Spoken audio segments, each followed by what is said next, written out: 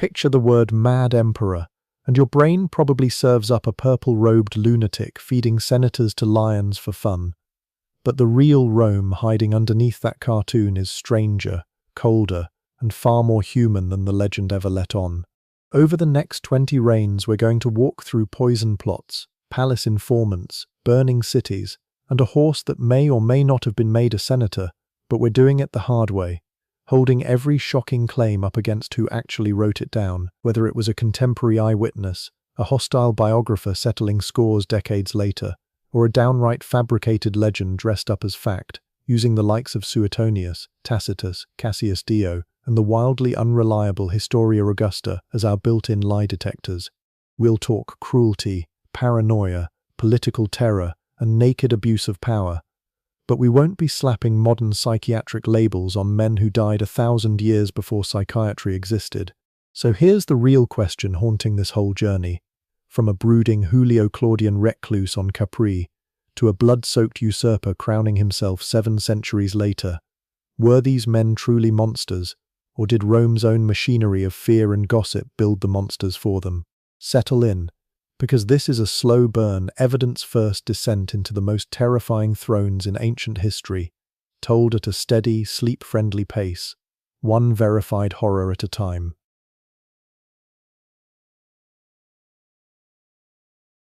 Picture the scene historians love to sell you. A marble palace on the Palatine Hill, torches guttering in the night wind, and somewhere down a mosaic hallway, an emperor in a bathrobe is deciding which senator dies before breakfast. That is the postcard version of Imperial Rome, the one where every Caesar is a giggling maniac feeding relatives to exotic animals for fun. It is a great story. It is also, most of the time, a wildly oversimplified one. Here is the uncomfortable truth we are going to sit with for this entire series. Some Roman emperors really were monstrous. Paranoid, violent, casually murderous in ways that would get a modern head of state dragged in front of an international court before lunch.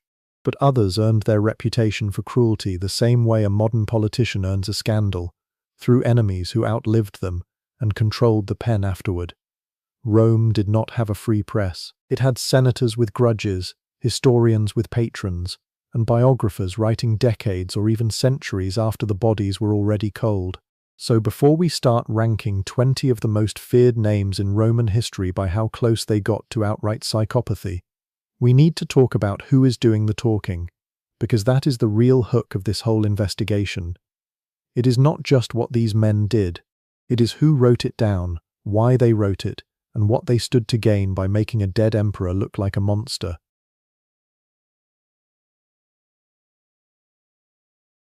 Start with Suetonius, the gossip columnist of the ancient world.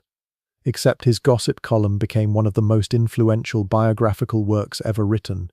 He served in the imperial administration under Hadrian, which meant he had access to archives, letters, even palace scuttlebutt. But he also had an appetite for the scandalous detail that makes a scroll fly off the shelf. Suetonius is the reason we picture Caligula threatening to make his horse a consul. He is vivid, quotable, and occasionally about as reliable as a tabloid headline. Fantastic for atmosphere, risky for hard fact. Then there is Tacitus, sharper, more political, deeply suspicious of concentrated power, because he watched what unchecked emperors did to the Senate class he belonged to. Tacitus writes with real literary genius, but he is also settling scores on behalf of an aristocracy that despised the very institution of one-man rule. When Tacitus tells you an emperor is cruel, you have to ask whether the emperor was cruel to Rome or just cruel to senators like Tacitus. Cassius Dio gives us a different angle entirely, a Greek-speaking senator writing generations later, working from earlier sources that have since vanished, sometimes preserving details nobody else bothered to record, sometimes repeating rumors that had already calcified into fact through decades of retelling. And then, sitting at the far end of the reliability spectrum, we have the Historia Augusta. This is the wild card of ancient biography, a collection of imperial lives written by authors whose identities remain genuinely disputed, packed with sensational anecdotes that modern historians treat with enormous suspicion. Some of it is probably grounded in real sources now lost to us. Some of it reads like ancient fan fiction with a body count. Throughout this series, whenever a claim traces back primarily to the Historia Augusta, we are going to flag it, because a shocking quote from this text carries a very different evidentiary weight than something confirmed by an inscription or a contemporary letter. That is the method here. Not blind trust, not blanket dismissal, but a running habit of asking, is this contemporary evidence? Is this later hostile biography? Or is this just legend that grew in the retelling? Every single emperor on our list gets that treatment.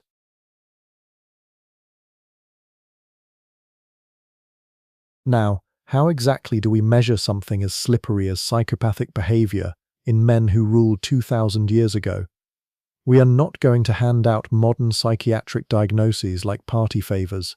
Nobody on this list is getting slapped with a clinical label based on second-hand Latin prose written after they were already dead and buried. That would be bad history dressed up as science. Instead, this series works off 5 observable patterns that show up again and again in the record. Patterns any modern viewer will recognize instantly, even stripped of clinical jargon. Cruelty, meaning a documented willingness to inflict suffering beyond what politics or war required. Paranoia, the kind that turns a ruler against his own family, his own guards, his own shadow. Violence, especially violence used as spectacle rather than necessity. Political terror, the deliberate cultivation of fear as a tool of control. And abuse of power, bending the machinery of the state toward personal appetite rather than public function. Every emperor gets weighed against those 5 markers using the strongest evidence available, and we will always tell you when the evidence is thin. Because here is the twist that makes this more interesting than a simple villain countdown. Sometimes the emperor with the worst reputation had comparatively modest documented cruelty, just excellent enemies.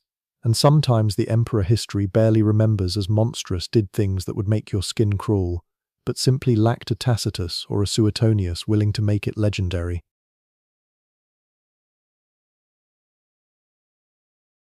So who is actually on this roster? We are covering 20 emperors spanning roughly 7 centuries of Roman rule, and the range is the point.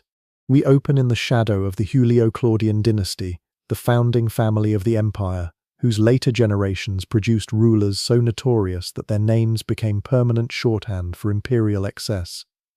From there we move through the chaos of the Year of the 4 Emperors into the Flavian and Antonine periods, where things occasionally calm down just enough to remind you that stability was possible, and then into the 3rd century crisis, an era so violent that emperors were dying faster than the mints could strike coins in their honor.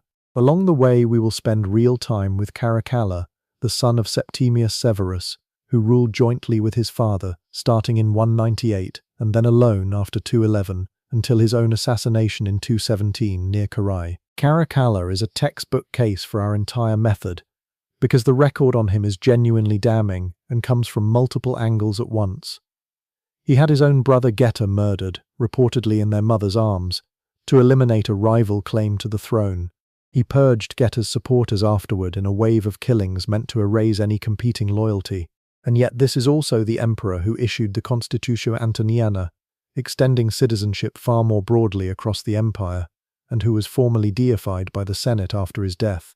A strange kind of vindication for a man remembered mostly for cruelty.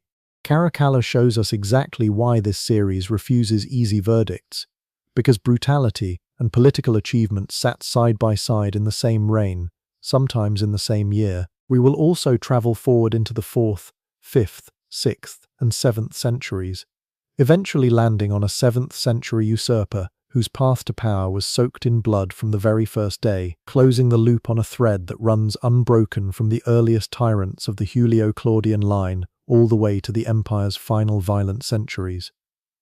The through line connecting all 20 names is simple.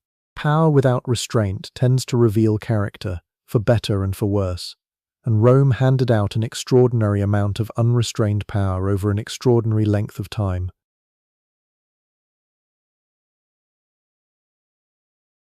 As for tone, this is not going to be a shouting match or a highlight reel of gore for its own sake. Expect steady, measured narration built for long listening, the kind of pacing that works whether you are watching closely or letting it play in the background as you drift towards sleep. We are not here to rush you through shock value. We are here to walk you through evidence, carefully, one rein at a time, letting the facts build their own tension rather than manufacturing it with cheap tricks. Every claim that sounds too outrageous to be true will get a source check right there in the narration. If something comes primarily from the Historia Augusta, you will hear that. If something is confirmed independently by inscriptions, coinage, or multiple contemporary writers, you will hear that too. That is the promise underlying this entire series. The Roman world produced real horror and real heroism, often from the same men, and separating the two honestly is far more interesting than any myth could ever be. 20 reigns, 7 centuries, one running question: just how far did power push these men, and how much of what we think we know is actually true?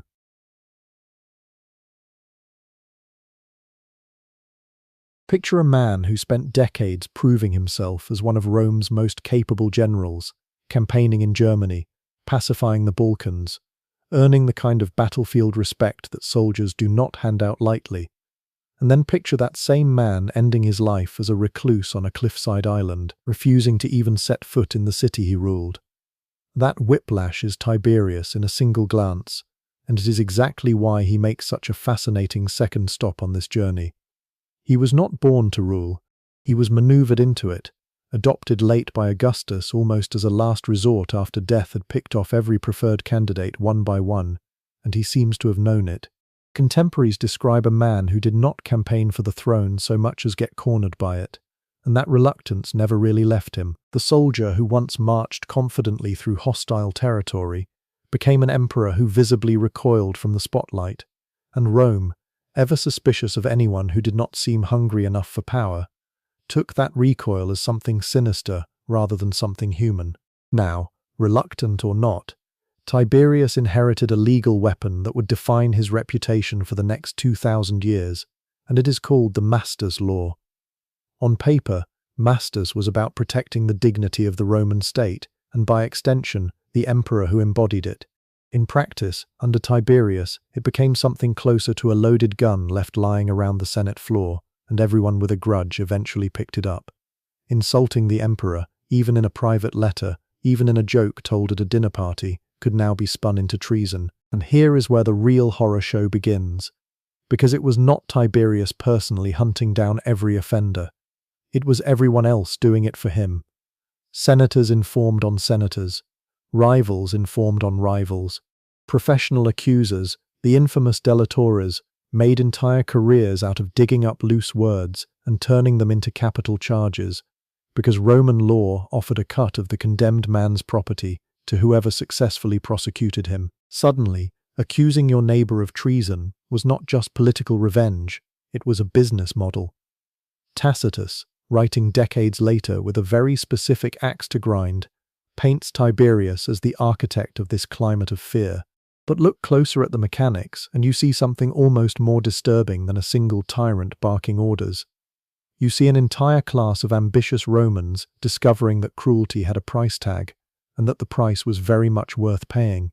And if you want the single clearest proof of how paranoid this system could get, you do not need to look any further than a man named Sejanus. He started as the commander of the Praetorian Guard, a role that was basically the emperor's personal security detail, and through sheer competence and relentless networking, he became Tiberius's most trusted advisor. For years, Sejanus was effectively running Rome while Tiberius grew more withdrawn, consolidating the guard into a single camp just outside the city walls, positioning loyalists in key posts, marrying into the right families, and generally making himself look less like a bodyguard and more like an heir apparent. Then, in the year 31, it all came apart in what might be one of the most dramatic political reversals in Roman history. Tiberius, from the safety of his island retreat, sent a letter to the Senate. It started ordinary enough, droning through routine business, and then, almost as an afterthought near the end, it turned on Sejanus completely, accusing him of plotting against the imperial family. The Senate, sensing the wind change in real time, had Sejanus arrested and executed that same day. His body was thrown down the Gemonian stairs, the traditional dumping ground for disgraced traitors, and then his own children were killed in the purge that followed. Because in Rome, guilt by association was not a legal technicality, it was standard procedure. The Sejanus affair tells you everything about how Roman court politics actually worked under Tiberius. Power was never stable, loyalty was never permanent, and the closer you stood to the emperor, the further you might eventually fall. Which brings us to Capri, the island Tiberius retreated to in 26, and never really left for the rest of his reign, ruling an empire of millions from a rocky outcrop in the Bay of Naples. What we actually know from the more careful ancient sources is fairly restrained. Tiberius withdrew from public appearances, delegated administration through letters and trusted officials, and seems to have genuinely preferred isolation to the theatre of Roman public life.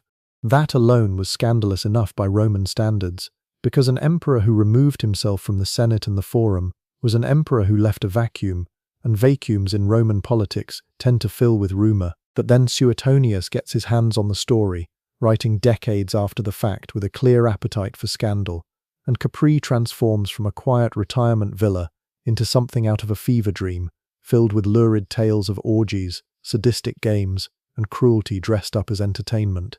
Some of this may contain a kernel of truth, much of it reads like exactly what it probably is: salacious gossip laundered into biography, the kind of thing that spreads easily precisely because nobody on Capri was around to contradict it, and dead emperors make excellent scapegoats for stories nobody can verify.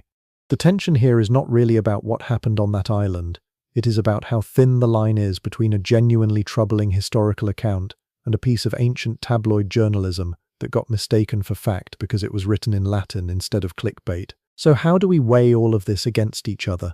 The calculating tyrant of Tacitus against the isolated administrator the paperwork actually shows us. Tacitus wants you to see a man consumed by suspicion from the very start. Someone whose entire reign was one long exercise in hidden malice finally let loose once Augustus's shadow faded. And there is real substance behind that portrait. The Maesters' trials happened. The informers thrived. Sejanus really did rise and fall in a single letter's worth of betrayal. But step back and look at the empire itself during these same years, and you find something that does not fit neatly into the monster narrative. The provinces were largely stable. The treasury, by most accounts, was carefully managed rather than plundered. Frontiers held. Administrative correspondence continued flowing out of Capri with the same bureaucratic diligence you would expect from any competent if distant ruler. This is the uncomfortable puzzle sitting at the center of Tiberius's reign. A man remembered as a paranoid, secretive tyrant also somehow ran a functioning, largely peaceful empire for over 2 decades. And those two facts are not easy to reconcile if you are looking for a simple villain. Maybe the truth is that Tiberius was never quite the monster Tacitus needed him to be. But he also was not some innocent victim of bad press either. He built a legal machine that rewarded betrayal. He let a single advisor gather terrifying amounts of power before crushing him without warning. And he retreated from Rome in a way that left just enough silence for the worst rumors to fill in the blanks. Whether that makes him psychopathic in any real sense, or simply a deeply guarded man who never wanted the job in the first place and grew colder the longer he was forced to keep it, is exactly the kind of question this series is built to sit with rather than answer too quickly. And as we are about to see with the next emperor on our list, Tiberius's brand of quiet, bureaucratic paranoia was about to look almost gentle by comparison.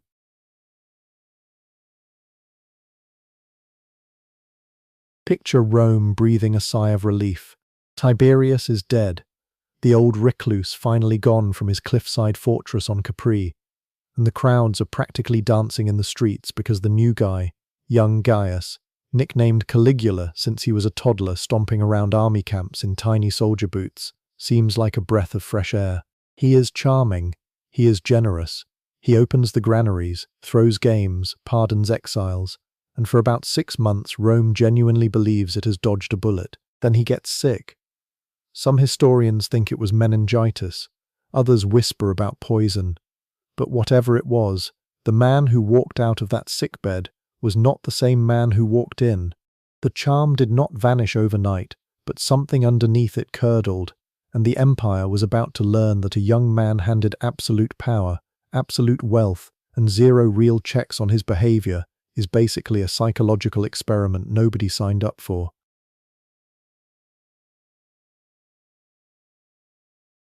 Let's talk about the horse. Everybody knows the horse. Caligula supposedly made his favorite stallion, Incitatus, a Roman consul, gave the animal a marble stable, an ivory manger, a retinue of servants, and reportedly invited him to state dinners like some kind of four-legged senator. It is the single most repeated fact about this emperor, the go-to punchline whenever someone wants to illustrate absolute power curdling into absolute absurdity. And here is the uncomfortable twist for anyone who loves a good punchline. The actual ancient evidence is thinner than the story deserves. Suetonius mentions the horse's lavish treatment, sure, but the leap to made him an actual consul is largely a later flourish, an exaggeration stacked on an exaggeration until it hardened into common knowledge. Was Caligula flaunting wealth on an animal to humiliate the Senate symbolically? Probably. Did he literally hand a horse a toga and a voting seat? Almost certainly not. But notice what just happened, because this is going to be the pattern for this entire chapter. Underneath nearly every unbelievable Caligula story sits a kernel of real documented behavior, and then a mountain of embellishment piled on top of it by writers who had every reason to make him look as insane as possible. Take the incest accusations, specifically the claims involving his sister Drusilla. Suetonius reports it as established fact, practically gossip passed along with a shrug. And later writers ran with it because it fit the emerging portrait of an emperor who recognized no boundaries, divine or otherwise. But strip away the confident tone, and what you are left with is a single hostile source, writing decades after the fact, with zero corroborating documentation, no trial record, no contemporary letter, nothing but assertion dressed up as history. That does not mean it is false. It means we genuinely cannot know, and any documentary that tells you otherwise with total confidence is selling certainty it does not actually have. What we can say is that Caligula elevated Drusilla to extraordinary honors after her death, deified her, which was politically strange and personally intense by Roman standards. But strange and intense is not the same thing as proven incest. Then there is the godhood question, probably the most quoted proof that Caligula had genuinely lost his grip on reality. The story goes that he declared himself a living god, demanded temples, insisted senators grovel before his divine presence. Again, real behavior sits underneath this. He did commission a temple to himself, did have his image placed alongside statues of major deities, did lean into divine associations far more aggressively than any emperor before him. Rome's relationship with imperial divinity was already complicated. Augustus had been deified after death. Provincial cults sometimes worshipped living emperors as a form of political flattery. Caligula's innovation was doing it loudly, doing it while still breathing, and doing it in Rome itself, rather than tucked safely away in some distant province where nobody with real political weight had to genuflect. That is not the behavior of a stable political operator. It is arrogance with teeth, a direct provocation aimed at an aristocracy that still liked to pretend the emperor was merely first among equals, rather than a walking deity. Whether he actually believed himself divine, or was cynically weaponizing divinity to terrify the Senate into submission, is a question historians still argue about, and honestly, it might not even matter, because either version ends with the same result, a Senate that increasingly saw this young man as a threat rather than a leader. Because here is the real story hiding beneath the mythology, the part that rarely gets its own highlight reel because it is less fun than a horse in a toga. Caligula's actual political core was a slow-motion collision with Rome's elite. He executed senators on thin pretexts, seized property from wealthy citizens to refill a treasury he had personally drained through wild extravagance, staged elaborate public spectacles and construction projects that dazzled crowds while horrifying anyone who understood Roman accounting. He reportedly built a temporary floating bridge of ships across the Bay of Baiae, just to ride across it on horseback, a stunt with no military or political value beyond pure theatre, financed by money that could have gone toward literally anything else. This is where the psychology gets genuinely interesting, because it suggests less a coherent tyrant with a master plan, and more a young man testing the outer limits of what unlimited power would let him get away with, escalating because nothing ever stopped him, because nobody with the authority to say no actually said it. And that lack of resistance matters enormously, because absolute power without institutional pushback does not just permit cruelty, it actively incubates it. Every executed senator, every confiscated estate, every arbitrary insult hurled at Rome's oldest families taught the aristocracy the same lesson over and over. There was no reasoning with this man, no appealing to precedent or law or shared class loyalty, because Caligula simply did not operate on that frequency anymore. Fear does not stay quiet forever. It calcifies into calculation, and by the early 40s CE, that calculation had a name, a location, and a very specific weapon. The Praetorian Guard, the same elite unit theoretically sworn to protect the emperor's life, became the instrument of his death. In January of 41 CE, officers within the Guard, reportedly acting partly out of personal grievance and partly out of broader institutional fear, ambushed Caligula in a palace corridor and stabbed him to death, along with his wife and young daughter shortly after. This was not a distant senatorial conspiracy hatched in whispered toga meetings. It was the emperor's own protection detail deciding he had become more dangerous alive than any external threat he claimed to be guarding against. Think about what that says. When the people paid specifically to keep you breathing decide murder is the safer bet, you have crossed some invisible threshold that most tyrants, even genuinely brutal ones, manage to avoid. So why does Caligula remain the eternal shorthand for tyranny, the name people reach for whenever they want to describe absolute power gone completely feral? Partly it is because the stories are just irresistibly vivid. A horse consul, a self-declared god, whispers of incest, all wrapped in a 4-year reign short enough to feel like one continuous fever dream rather than a slow grinding tyranny stretched across decades. Compare that to someone like Tiberius, whose damage was bureaucratic and slow-burning, built on legal machinery and paranoid patience. Caligula's alleged monstrosity, real or exaggerated, comes packaged in instantly quotable, wildly cinematic anecdotes that survive the centuries far better than dry administrative cruelty ever could. Rome's later historians, writing under emperors eager to distance themselves from the Julio-Claudian mess, had every incentive to paint him as the most degenerate version imaginable, because a monstrous predecessor makes whoever comes next look like a stabilizing improvement by comparison. But separate the shock value from the substantiated cruelty, and what you get is still genuinely troubling, just in a quieter register than the legend suggests. A young man handed total power at 24, hit by illness or trauma that may have altered his temperament in ways we cannot fully diagnose from 2,000 years away, who escalated from popular reformer to reckless, financially ruinous, senator executing threat within a shockingly short window, and who ultimately died because the very institution built to protect him decided he had become the danger. You do not need the horse consul or the incest rumors to find that disturbing. The verified behavior alone, the executions, the extravagance, the open contempt for the Senate's dignity, does plenty of work on its own.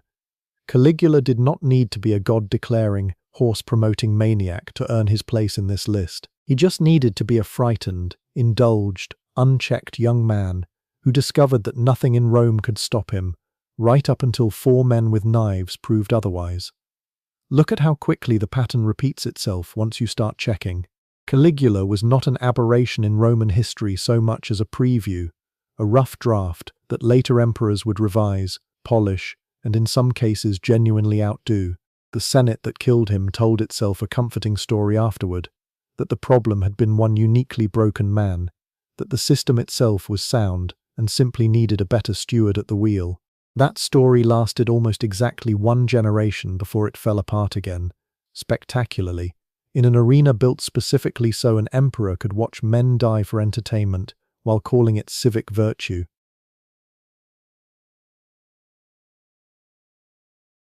Picture the son of Marcus Aurelius, the philosopher-emperor whose writings on Stoic restraint are still assigned in university seminars, and then picture that same bloodline producing a teenager who would rather fight lions personally than read his father's meditations on duty. That contrast alone tells you almost everything about how fast Roman power could curdle across a single generation. Commodus inherited an empire at peace, a treasury in reasonable shape, and a senate that expected, reasonably, another few decades of competent philosopher-king governance. Instead, they got a young man who renamed Rome after himself, renamed the months of the calendar after his own titles, and insisted on being addressed as the reincarnation of Hercules while descending into the Colosseum sands to slaughter animals that had been deliberately maimed or restrained beforehand, so the emperor's kill would look heroic rather than embarrassing. That last detail matters more than it sounds. This was not bravery dressed up as spectacle. It was theatre, stage-managed cowardice performed as divine strength, and the senators forced to sit in the front rows and applaud understood exactly what they were watching. Some of them reportedly kept laurel leaves in their mouths during his gladiatorial appearances, chewing on the bitter leaves to keep their faces from betraying the horror or amusement they actually felt, because visible reaction of either kind could get a man executed on the spot. Imagine sitting through hours of a deranged emperor's vanity performance, physically biting down on foliage just to keep your expression neutral enough to survive the afternoon.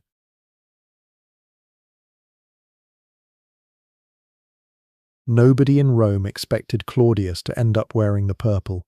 He stuttered, he limped, he drooled when he got excited, and his own family treated him like a piece of furniture nobody wanted to inherit. His mother reportedly called him a monster that nature had started but never finished. His sister apparently prayed that the Roman people would be spared the humiliation of ever seeing him rule. So when the Praetorian Guard dragged him out from behind a curtain after Caligula's assassination, allegedly hiding there in sheer terror, and declared him emperor on the spot, the joke seemed to be on everyone, Claudius included. Except the joke didn't land the way his family expected. Because underneath the twitchy exterior was a man who had spent his entire life being underestimated, which, as it turns out, is excellent training for actually getting things done while nobody's watching closely enough to stop you. Claudius expanded the empire into Britain, reformed the courts, streamlined the bureaucracy, and built infrastructure that outlasted every insult ever thrown at him. He was, by most measures that matter for running an empire, competent, genuinely competent, which complicates the tidy narrative of the drooling fool stumbling into power he couldn't handle, and complicates it in a way ancient historians never fully forgave him for. A capable Claudius was a less entertaining Claudius, and entertainment, unfortunately for accuracy, tends to win. Where the story gets murkier and considerably darker is inside his own household. Claudius married 4 times, and at least 2 of those marriages come wrapped in accusations of manipulation, poisoning, and outright domestic warfare. His 3rd wife, Messalina, gets painted by Roman sources as a woman running a parallel court of scandal and executions behind her husband's back, orchestrating the deaths of rivals while Claudius remained, depending on which historian you trust, either oblivious or complicit. Whether that's accurate reporting or the ancient equivalent of a smear campaign against a powerful woman, is genuinely hard to untangle, and we should say that plainly rather than repeating the gossip as settled fact. Then came his 4th marriage, to his own niece Agrippina the Younger, which required special legal maneuvering just to be legally permissible, and which set the stage for the single most consequential poisoning rumour in Roman imperial history.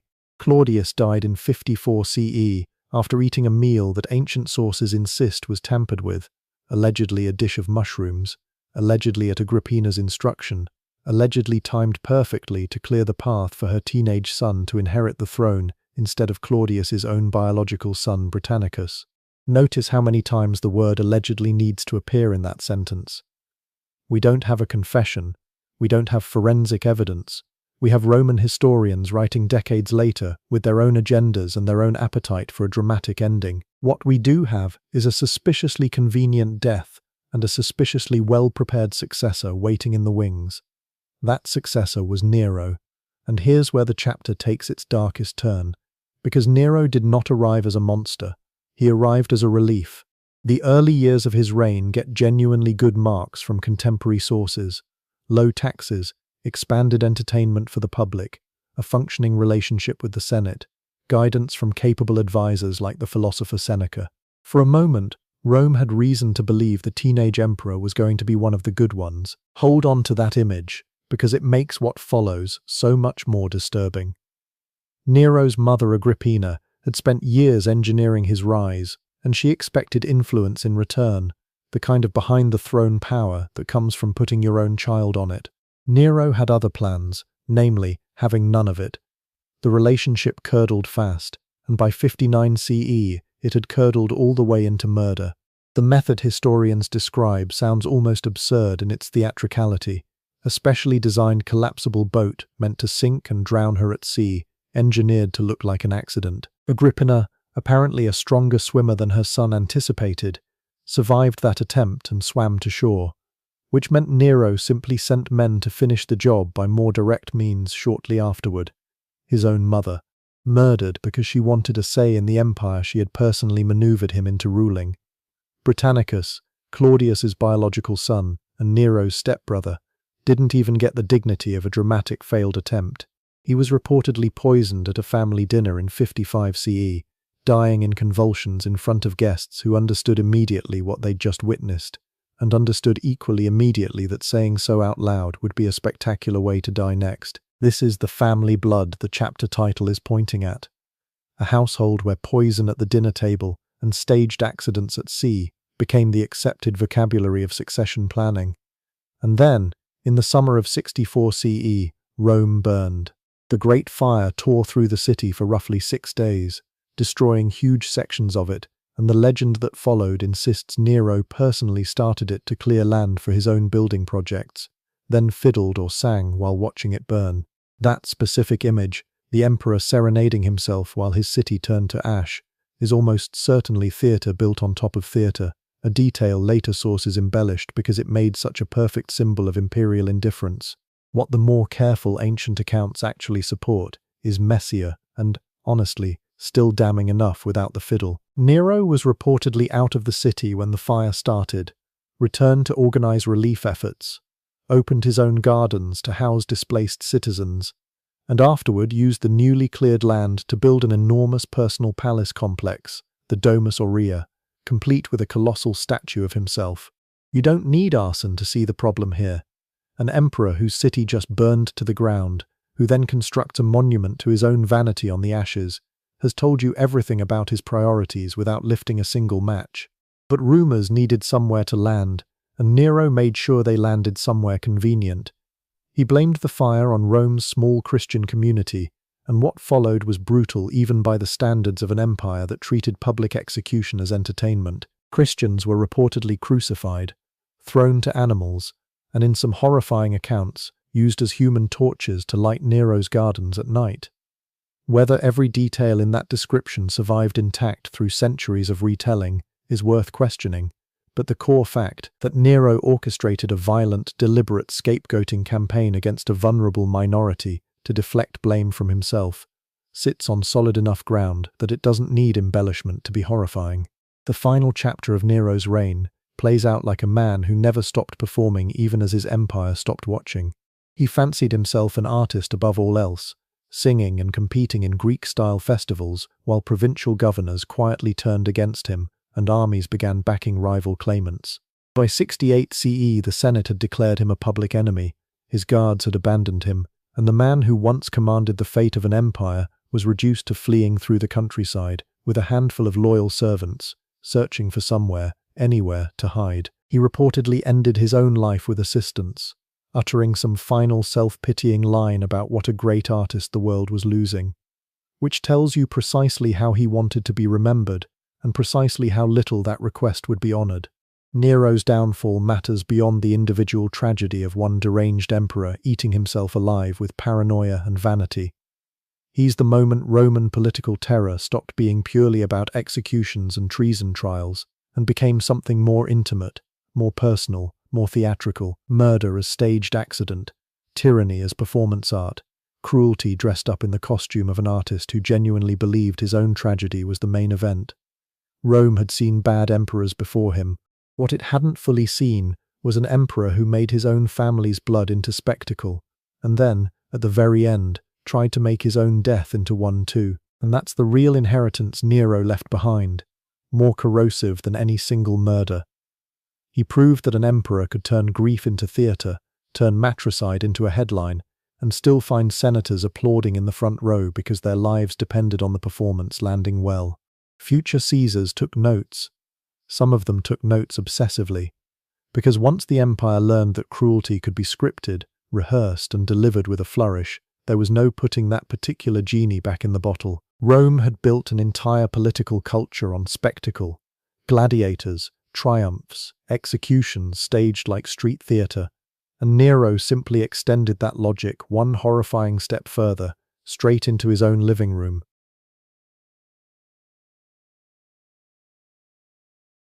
Nero's suicide didn't end the crisis. It detonated a brand new one. For the first time in Rome's imperial history, there was no Julio Claudian heir waiting in the wings, no bloodline to fall back on, no dynastic script anyone could follow. The empire had spent nearly a century building its entire political identity around one family tree, and now that tree was a smoking stump.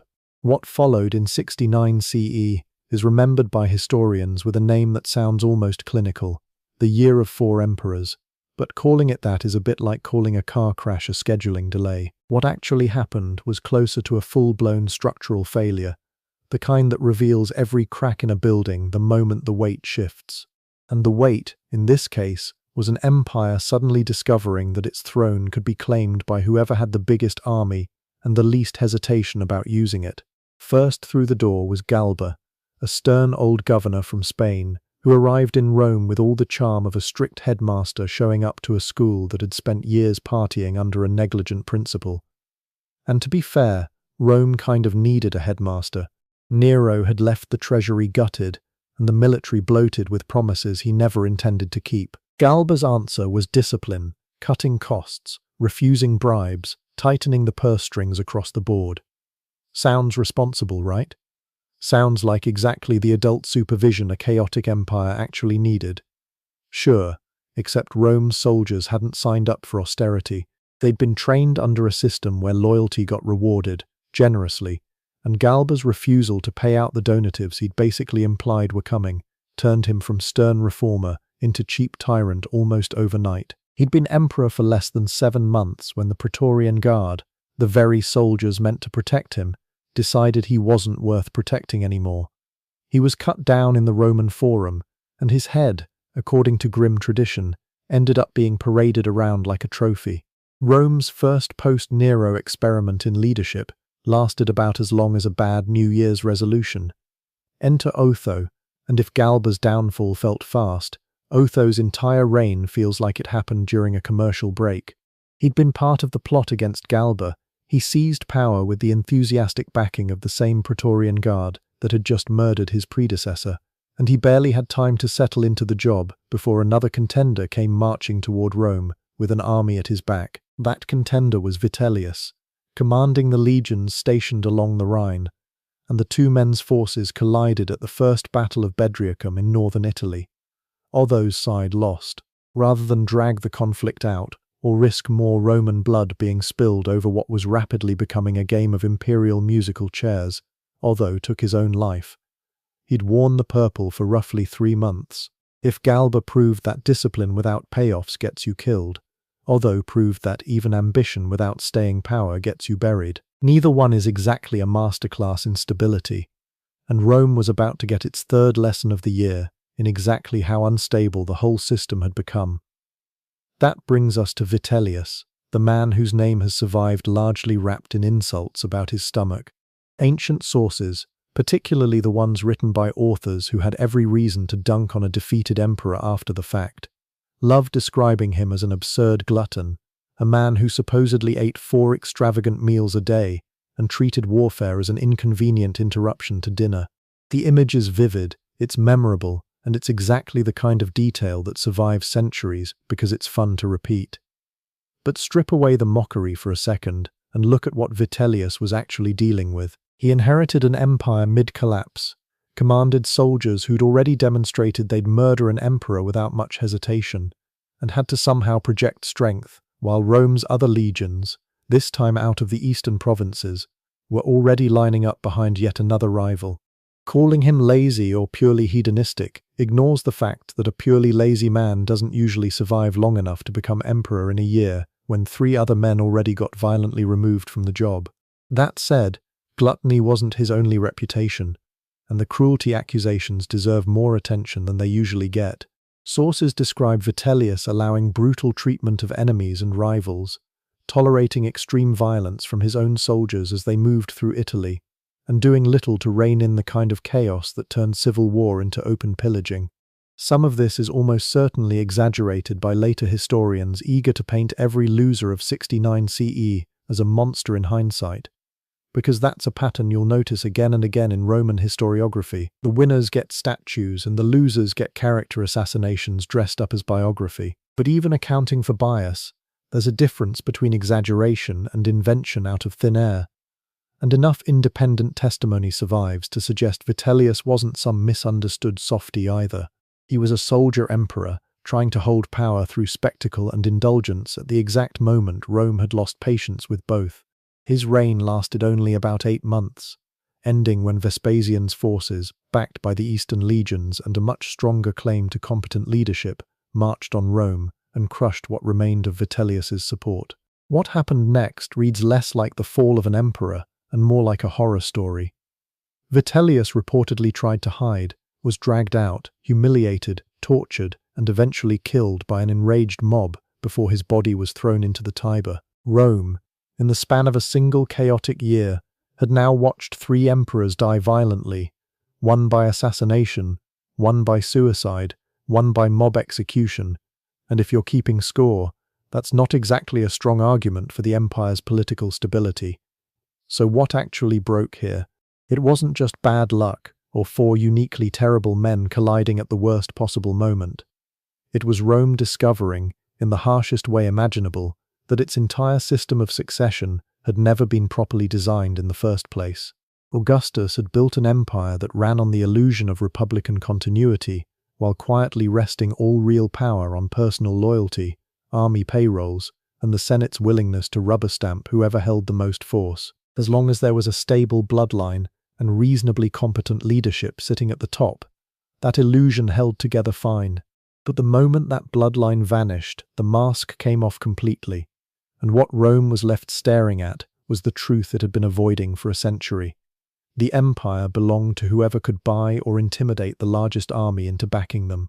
That's the real horror story hiding underneath the surface-level chaos of 69 CE, more unsettling in some ways than any single act of cruelty from Nero or Caligula. This wasn't one deranged individual abusing power. This was the system itself, exposed as fundamentally fragile, entirely dependent on the goodwill of soldiers who could be bought, unbought, and rebought within months. Galba's discipline collapsed under financial resentment. Otho's ambition collapsed under battlefield defeat. Vitellius's indulgence collapsed under a stronger rival, and a public that had run out of patience for any of it. 3 different men, 3 different approaches, and all 3 ended in violent death within a single calendar year. And here's the uncomfortable pattern worth carrying forward into everything still ahead in this story. Rome would eventually stabilize under Vespasian and the Flavian dynasty, sure. But the underlying weakness the year of 4 emperors exposed never actually got fixed. It just got papered over, generation after generation, waiting for the next succession crisis to rip the illusion open all over again. Every emperor who follows from here inherits that same fragile foundation, that same dependency on armies and loyalty that could evaporate overnight, and that same terrifying truth Rome learned in 69 CE, that the difference between an emperor and a corpse in the Forum was sometimes measured in nothing more than a few unpaid bonuses and a couple of disgruntled legions. Think about what that actually meant on the ground, not just in the history books but in the tents and barracks where soldiers actually lived. A legionary in 69 CE didn't wake up thinking about constitutional theory or the mos maiorum. He woke up thinking about his pay, his rations, and whether the man wearing the purple that week could actually deliver either. Vitellius understood this instinctively, which is exactly why his reign became a rolling banquet paid for with money the treasury didn't have, why his soldiers gorged on delicacies shipped in from across the empire while the granaries back home quietly emptied. It worked, for a while the way bribery always works for a while. Then the bill came due, as it always does, and Vespasian's legions, hungrier and considerably less drunk, simply walked in and took what Vitellius could no longer afford to protect. That's the real inheritance every subsequent Caesar picked up, whether they wanted it or not. Not a throne exactly, more like a loaded transaction that reset every time a new army decided it liked someone else's face on the coinage better. Domitian would learn this the hard way decades later, cut down by his own household staff after years of paranoid purges. Commodus would learn it wrestling in the arena while the Praetorians plotted behind him. The names change, the decades roll forward, the toga gets swapped for whatever the next century's fashion happened to be, but the mechanism stays eerily identical. Power in Rome was never really inherited, it was rented, month to month, from men holding sharp objects, and 69 CE was simply the year the invoice finally arrived stamped in blood.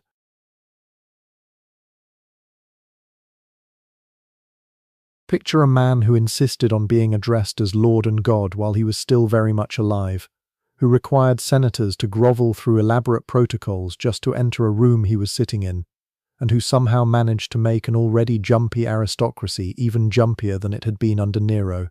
That's Domitian, the younger son of Vespasian, the guy who inherited the Flavian throne in 81 CE after his brother Titus died suspiciously young, and who spent the next 15 years turning imperial paranoia into something like an administrative philosophy, where Tiberius brooded on Capri and Caligula improvised his cruelty on the fly. Domitian built control into the architecture of the state itself, layering informants into every level of Roman public life until nobody, senator or slave, could be entirely sure who was listening. He didn't invent surveillance in Rome. Informers had been cashing in on the Maiesta's laws since Tiberius's day. But Domitian scaled the whole operation up into something closer to an industry. Delatores, those professional accusers who made a living turning suspicion into profit, thrived under his reign the way mold thrives in a damp basement. Dinner parties became minefields. A joke told after too much wine could resurface weeks later in a treason trial, twisted just enough to sound like sedition. Cassius Dio and Suetonius, our two main sources here, both agree on the broad texture even where they disagree on specifics, and that texture is unmistakably one of dread. You didn't need to actually conspire against Domitian to end up dead. You just needed someone to say you did, and someone was always willing to say it, because the emperor rewarded accusations the way other rulers rewarded military victories. The Senate, meanwhile, existed in a state of low-grade terror, dressed up as ceremonial respect. Domitian revived and weaponized treason trials, with a consistency that made Tiberius look almost restrained by comparison, and the body count among the senatorial class climbed steadily through the 80s and into the 90s CE. Flavius Sabinus, a cousin, executed. Multiple senators of consular rank, executed or exiled on charges that ranged from vague disloyalty to literally nothing verifiable at all. The historian Tacitus, who lived through this period and later wrote about it with the particular bitterness of a survivor, described a Senate reduced to performing loyalty while quietly terrified for its own survival. Every session a careful theatre where the wrong facial expression could get you a visit from the Praetorians. That's not hyperbole for dramatic effect. That's a first-hand account from a man who sat in that room and watched colleagues disappear. And here's where Domitian gets genuinely strange, even by imperial standards. He wasn't content with mere political dominance. He wanted cosmic dominance too. He insisted on the title Dominus et Deus, Lord and God, official language that previous emperors had mostly avoided using about themselves while still breathing, preferring to let deification happen posthumously if the Senate felt generous. Domitian skipped the waiting period. He rebuilt the Capitol with lavish golden statuary of himself. He expanded the imperial cult in ways that made even loyal Romans uncomfortable, and he demanded a level of ceremonial submission that turned every audience with him into something closer to worship than governance. For an aristocracy raised on the fiction that the emperor was merely first among equals, princeps rather than king, this was an open provocation. It told the Senate exactly where it stood, which was somewhere far beneath him, kneeling. Inside the palace itself, the atmosphere curdled into something almost claustrophobic. Domitian, according to Suetonius, had the walls of his private walkways lined with reflective stone specifically so he could see anyone approaching from behind, a detail that sounds almost comically paranoid, until you remember that his own father and brother had died under circumstances that were, at minimum, convenient for somebody. He trusted almost no one by the end. Cycling through Praetorian prefects and freedman advisors, purging even loyal staff on the thinnest suspicion, creating exactly the kind of vacuum where genuine conspiracy eventually starts looking like the only rational move left. When the walls of your own house are designed to catch assassins in the reflection, you've already told everyone around you what you think of them, and eventually they start believing it right back. The purges weren't random cruelty for its own sake, though, or at least not purely. They followed a grim internal logic. Domitian used treason trials as demonstrations, public reminders that dissent, real or imagined, carried a fatal price tag. Executions functioned as theatre in their own right. Less spectacular than Nero's burning gardens or Caligula's staged humiliations, but arguably more chilling precisely because of how bureaucratic they became. A formal charge, a formal trial, a formal verdict, and then a body, the machinery of Roman law, dressed up and deployed as an instrument of pure intimidation. It's one thing to fear a tyrant's temper, it's another to fear his paperwork. By the mid-90s CE, the walls were closing in from every direction, and Domitian seemed to sense it even as he kept tightening his grip. More senators executed, more property confiscated, more informants rewarded, the cycle feeding itself in exactly the way these cycles always do, until something finally snaps. And in September of 96 CE, it snapped inside his own bedroom. A conspiracy involving court officials, his own wife Domitia Longina according to some accounts, and members of his household staff who had simply run out of alternatives, cornered him, and stabbed him to death. The irony writes itself. A man who mirrored his hallways to watch for assassins behind him was killed by the people standing right beside him, the ones he was supposed to trust, because he had no one else left to trust. The Senate's response afterward tells you almost everything you need to know about how thoroughly Domitian had burned through their patience. They didn't just accept his death, they celebrated it, and then they did something Rome reserved for its most despised rulers. They passed damnatio memoria, a formal condemnation of memory, ordering his name chiseled off monuments, his statues melted down or decapitated, his arches and inscriptions systematically erased across the empire.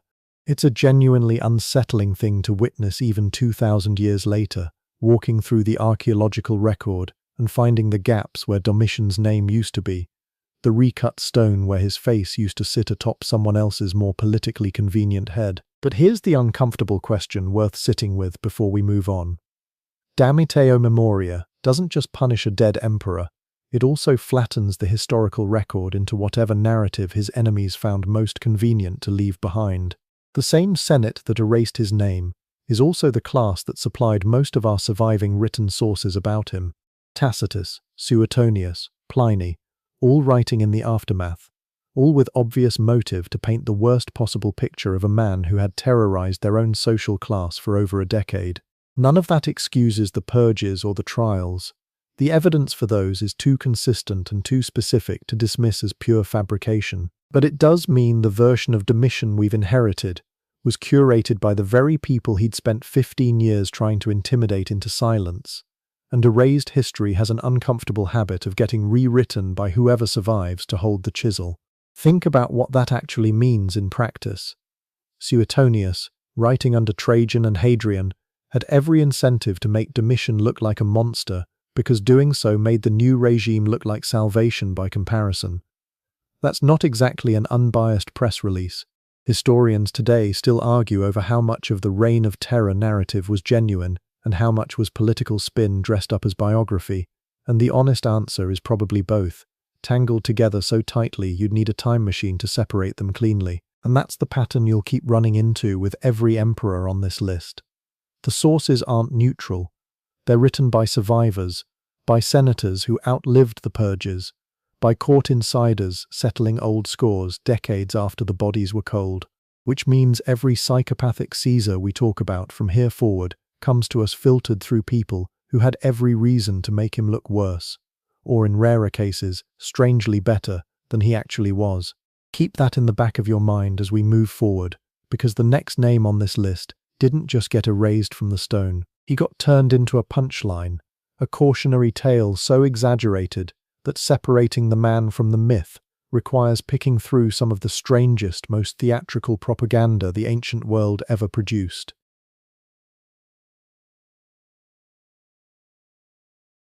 Marcus Aurelius spent 19 years writing what would become one of the most quoted philosophy books in human history, jotting down meditations on duty and discipline between military campaigns on the frozen Danube frontier.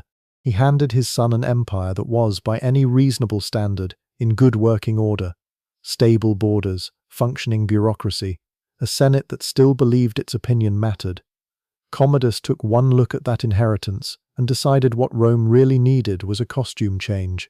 He was 18 when he became sole emperor in 180 CE, and within a few years he'd rebranded the entire city after himself, renaming Rome Colonia Commodiana and renaming the months of the calendar to match his own multiplying honorific titles. Picture waking up one morning and being told that August is now called something like Commodus the Magnificent Month, and you start to get a sense of the scale of the ego we're dealing with here.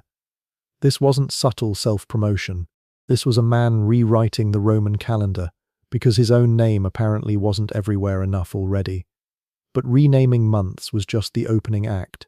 The real spectacle, the thing that made Commodus infamous even by the standards of a family tree already stocked with unhinged rulers, was what he did in the arena. He didn't just watch gladiatorial games from the safety of the imperial box like every emperor before him. He climbed down into the sand and fought.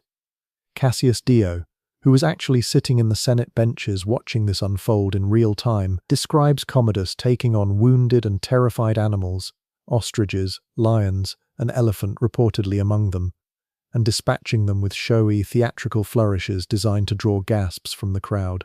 He claimed the title of Rome's greatest gladiator, fighting under names like Hercules, styling himself as a literal reincarnation of the demigod, complete with a lion skin and club to complete the cosplay. Here's where we have to pump the brakes a little, because some of the wilder claims floating around about Commodus deserve scrutiny before we swallow them whole. Was he really fighting fully armed gladiators in genuinely lethal combat, risking his life like any other combatant in the arena? Almost certainly not. His opponents were typically maimed, restrained, or so mismatched that his victories were about as suspenseful as a boxing match against a man with his hands tied behind his back. Dio himself, who watched some of these performances from uncomfortably close range, makes it clear the fights were rigged for spectacle rather than genuine risk. So the sensational version, Emperor as fearless warrior facing real mortal danger, is mostly theatre. The documented version, Emperor humiliating the dignity of his office by performing as a paid entertainer while forcing senators to foot enormous bills for the privilege of applauding him, is arguably more damning anyway, because at least a genuine warrior emperor might have earned some grudging respect. This was something closer to a very expensive, very dangerous cosplay convention that the entire Roman elite was legally required to attend and pretend to enjoy. And attending wasn't optional, not if you valued your neck. Dio describes the agonizing calculus every senator faced sitting in that arena, forced to watch their emperor play gladiator while maintaining an expression of appropriate awe, rather than the horror or amusement they actually felt. Laugh at the wrong moment, look unimpressed at the wrong moment, and you risked being noticed by a man who controlled whether you lived to see tomorrow. Dio even admits to chewing on laurel leaves from his wreath to physically disguise his own facial expression. A small, almost absurd detail that tells you everything about how thoroughly Commodus had turned political theatre into a survival test for Rome's ruling class. Favoritism ran just as wild behind the scenes. Commodus handed enormous influence to praetorian prefects and palace freedmen who curried his favour, most infamously a man named Cleander, who effectively ran the administrative machinery of empire, while the emperor busied himself with costume changes and animal slaughter. Offices got sold, loyalty got bought, and the actual governance of Rome increasingly became something that happened around the emperor rather than through him.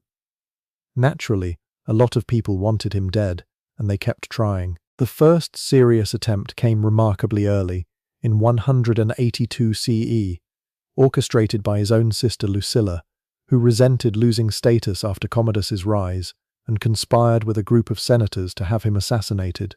The plot failed when the would-be assassin, according to the sources, got theatrical about it, announcing his intentions with a dramatic flourish instead of just doing the deed, giving the guards enough time to intervene.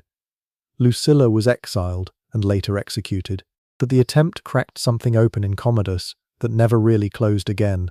From that point forward, his reign tilted hard into paranoid countermeasures, purges of anyone with a plausible motive or a suspicious face, and an ever-tightening circle of trusted enforcers who themselves became targets of his suspicion the moment their usefulness expired. Cleander himself, the freedman who'd run half the empire on Commodus's behalf, was eventually thrown to an angry mob during a grain shortage crisis, a sacrificial offering to public rage that conveniently let the emperor dodge blame for his own administration's failures.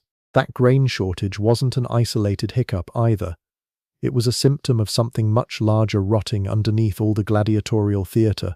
While Commodus busied himself with arena performances and calendar rebranding, the actual machinery of running an empire, the tax collection, the provincial oversight, the military discipline along vulnerable frontiers, got starved of attention and competent leadership. Money that should have gone toward infrastructure or defense increasingly funneled into games, donatives, and the enormous personal cult Commodus was building around his own image. It's the same pattern you'll see repeat itself later in this list. Personal excess doesn't stay personal for long. It bleeds outward into institutional decay, into under-maintained frontiers and undersupplied cities, until the gap between the emperor's self-image and the empire's actual condition becomes impossible to paper over. By the end, the paranoia and the neglect converged into exactly the kind of crisis that had toppled emperors before him. In late 192 CE, a conspiracy formed inside his own household, allegedly involving his mistress Marcia, his chamberlain Eclectus, and the Praetorian prefect Quintus Aemilius Latus, the very people closest to him, the ones who'd watched the mask slip in private for years. The plan was poison first, administered in his food. When that failed to finish the job cleanly, they sent in a wrestler named Narcissus to strangle him in his bath. It's a strangely fitting end for a man who'd spent his reign performing physical combat for applause, killed not in the arena he loved, but in the most private, unheroic room in the palace, by someone whose job was ironically adjacent to the very athletic spectacle Commodus had built his public identity around. The Senate, unsurprisingly, wasted no time afterward declaring him a public enemy and erasing what honors they could, before Roman historians got to work cementing his reputation for posterity. Cassius Dio, writing as a direct eyewitness to the reign, and later the Historia Augusta, with its usual appetite for embellishment, both framed Commodus's death as the moment Rome's fortunes visibly turned, the hinge point separating the so-called golden age of the 5 good emperors from the long, slow instability that followed. That's a tidy narrative, maybe a little too tidy, but it's not hard to see why they reached for it. When your father spends his life writing meditations on stoic duty, and you spend yours slaughtering ostriches in a lion costume for spare change from the treasury, history is going to notice the contrast, and it's going to make sure everyone else notices it too. And yet, strip away the moralizing tone of ancient historians for a second, and Commodus starts to look less like a singular monster, and more like a preview screening for a pattern Rome would repeat with alarming regularity. He wasn't the first emperor to confuse the throne with a personal stage, and he certainly wasn't the last to mistake fear for loyalty. What made him uniquely dangerous wasn't just the vanity or the cruelty on their own. It was how casually he fused them together, treating the empire itself as an audience that owed him applause. That particular delusion, the idea that absolute power should also come with absolute admiration, would resurface again and again in the centuries ahead, sometimes dressed up in different costumes, but never quite as literally as it had been in the arena, drenched in ostrich blood under Commodus's own delighted eye.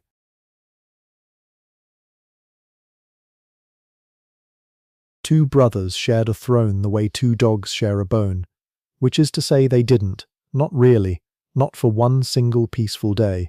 Caracalla and Geta had been co-emperors since childhood, propped up side by their father Septimius Severus like a matching pair of ceremonial vases nobody actually wanted to use. Severus ruled with Caracalla officially at his side from 198 CE, grooming both sons for power because that's what a dying dynasty does when it's terrified of civil war. It doubles down on the succession plan, instead of picking one heir and moving on. The problem is you can split a throne on paper, but you cannot split contempt, and by the time Severus died campaigning in Britain in 211, His two sons hated each other with the kind of intensity usually reserved for rival gladiators, not siblings who'd grown up eating dinner at the same table. The empire now technically belonged to both of them equally, which lasted about as long as you'd expect two furious young men with armies to obey them and a father no longer around to referee. Palace guards had to be doubled, doorways had to be watched, food had to be tasted, because everyone in Rome understood exactly where this was heading. It wasn't a question of if, only when, and Caracalla, ever the man of decisive and brutal action, decided the when was going to be on his own terms. According to the accounts that survive, he arranged a meeting under the pretense of reconciliation, staged through their mother Julia Domna, the one person both brothers still trusted enough to sit in a room with. Geta walked in expecting a peace conference. He got assassins instead, and he died in his mother's arms, stabbed to death by soldiers loyal to his brother, in a scene so intimate and so savage that ancient writers struggled to find anything comparable in the annals of Roman family drama. And that's genuinely saying something given the annals of Roman family drama. What happened next is where Caracalla's cruelty stops being a rumor and starts being policy. He didn't just eliminate his brother, he tried to eliminate the memory of him, ordering the systematic erasure of Geta's name and image from monuments, coins, and public records across the empire, a purge so thorough that modern historians still find scraped-off inscriptions where Geta's name used to sit, like a scar left on stone. Anyone suspected of mourning him, associating with him, or simply existing in his old social circle became a liability, and Caracalla moved through the aftermath executing perceived allies of his dead brother by the thousands according to some ancient tallies, a number almost certainly inflated by hostile sources but grounded in a real and documented purge nonetheless. This is the part of the story where you start to see the shape of the pattern this series keeps circling back to, because Caracalla didn't stop with Geta's inner circle. He turned on his own household staff, on tutors, on soldiers who'd once guarded his brother, on essentially anyone whose loyalty history might one day question. Fratricide, it turns out, has a way of generating its own aftershocks for years. And yet, here's the contradiction that makes Caracalla genuinely difficult to file neatly into the villain category. In 212 CE, roughly a year after wading through his own family's blood, he issued the Constitutio Antoniniana, a legal reform that extended Roman citizenship to nearly every free person living within the empire's borders. This wasn't a minor administrative tweak. For centuries, citizenship had been a privilege, a status symbol carved out through military service, political favor, or the slow grinding wheel of provincial promotion. Caracalla essentially threw the doors open, and while the ancient sources bicker about his motives, whether it was genuine reform or a cynical scheme to widen the tax base by making more people liable for inheritance duties, the practical effect reshaped Roman identity for generations.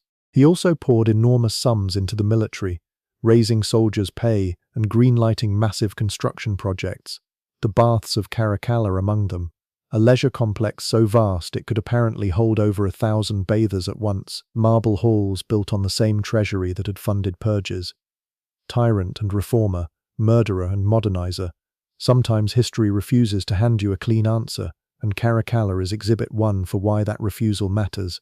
He met his own end in 217 CE, stabbed by a soldier while relieving himself on the road near Carrhae in Mesopotamia, undone not by a grand conspiracy of senators, but by a resentful guardsman acting on the orders of a man who'd been quietly circling the throne for months.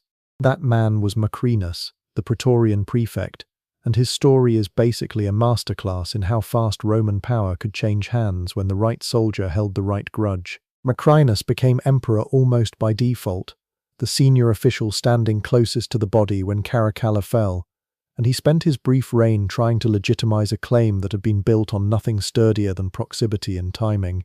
He wasn't of noble blood, wasn't from a storied family, and the soldiers who'd elevated him started wondering fairly quickly whether they'd made a mistake, especially once Caracalla's own relatives began plotting their comeback. Macrinus lasted barely 14 months before being defeated in battle and executed in 218, a reign so short it barely leaves fingerprints on the historical record, but it tells you everything about how imperial succession actually worked by this point. Legitimacy wasn't inherited, it was rented. moment to moment, from whichever legion happened to be paying attention that week. Which brings us to Elagabalus, a teenager thrust onto the throne by his grandmother's political maneuvering, and whose 4-year reign became one long ancient scandal machine. He arrived in Rome in 218 with a foreign sun god in tow, literally installing the deity Elagabal at the center of Roman religious life, and reportedly forcing senators to watch him perform ecstatic ritual dances in its honor, a move that read as either genuine devotion or calculated provocation, depending entirely on which historian you trust. The sources, and it's worth flagging just how unreliable some of them are here, particularly the Historia Augusta with its love of lurid gossip, claim he married a Vestal virgin in violation of one of Rome's oldest religious taboos, staged elaborate banquets built entirely around cruel practical jokes on his guests, and surrounded himself with favorites chosen for reasons that had nothing to do with competence. Whether every detail is true matters less than what the accusations reveal. A court elite absolutely desperate to paint this young emperor as dangerously, embarrassingly foreign to Roman values. A useful narrative if you happen to be planning his replacement. And someone was planning exactly that. His own grandmother, Julia Maesa, having lost patience with a grandson she could no longer control or protect from his own worst instincts, shifted her backing toward his cousin Severus Alexander instead. Elagabalus was assassinated in 222 CE by the Praetorian Guard.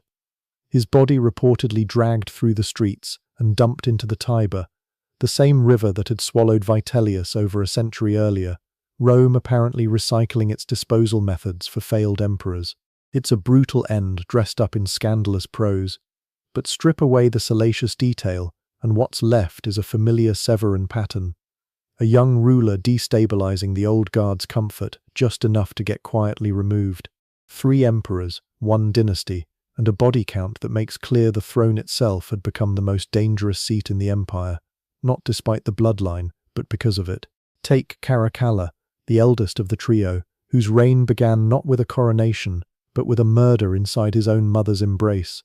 Geta, his younger brother and supposed co-emperor, was cut down by centurions in his mother's arms, bleeding out on Julia Domna's lap while she reportedly tried to shield him with her own hands. Caracalla didn't stop there. He ordered a purge that swept through the Roman elite like a scythe, executing an estimated 20,000 people in Rome alone. Senators, soldiers, freedmen, anyone who had ever smiled at Geta or dined at his table. It's the kind of body count that makes Elagabalus's scandalous banquets look almost quaint by comparison. And yet Caracalla is remembered today for baths, the enormous echoing complex that still draws tourists snapping photos among the ruins. A monument to leisure built by a man who treated human life as disposable as bathwater. That's the unsettling magic trick of Roman propaganda and posterity working together. Marble outlasts memory, and grandeur has a way of scrubbing blood off the record.